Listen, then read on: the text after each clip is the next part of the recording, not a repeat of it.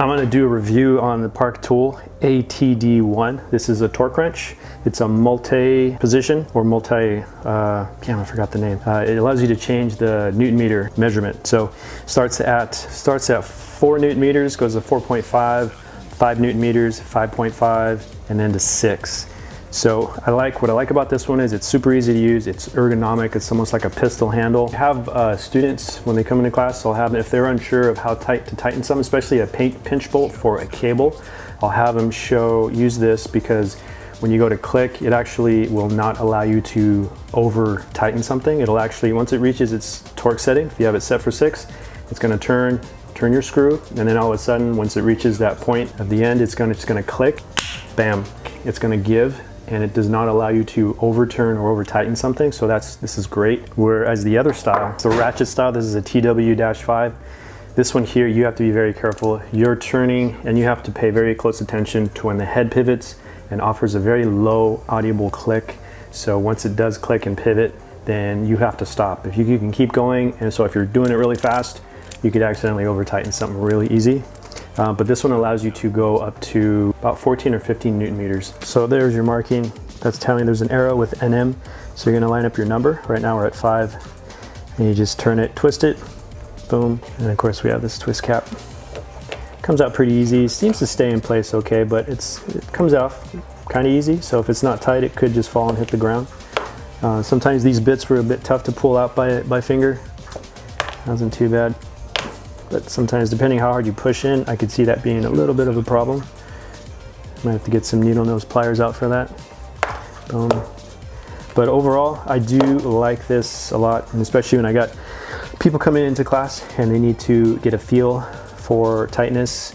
I have them go by hand, and then we go back with the torque wrench, have them break it free, tighten it back up with the wrench, or tighten it back up with the torque wrench, and then go back with the wrench, loosen up with the wrench, tighten it back up with the wrench, and then come back and see where they're at with the torque wrench. So then they start developing a feel for tightness. So if you don't have a torque wrench, at least if you're out in the field, out in the trail, you can tighten the cable up, tighten up your handlebars, and be confident that's not going to come loose, or you're not going to snap and break a bolt. All right, so if I do need to make a change here, like we're going to check the Torx bolts for the disc or rotor.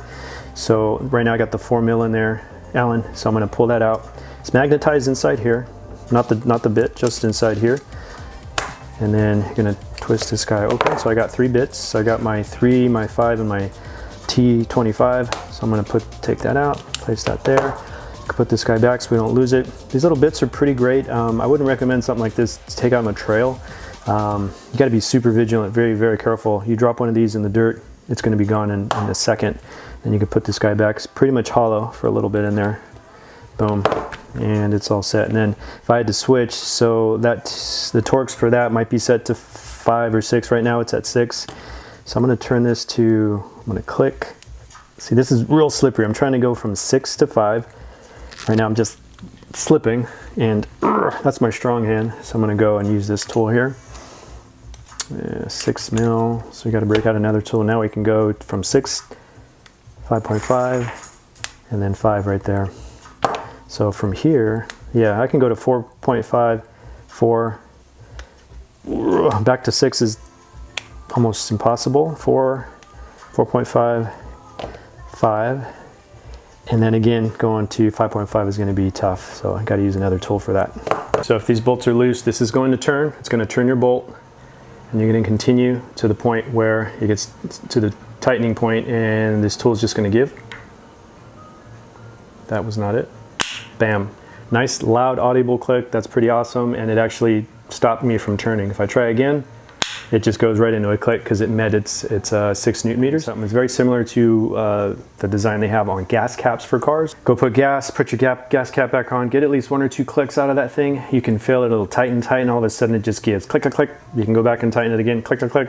So it does not allow you to over tighten your gas cap, because it was probably a problem back in the day, I don't know when, 70s maybe, when people were over tightening their gas cap and not being able to open their gas tank to put gas, and that would suck if you're on fumes and you're in the middle of nowhere.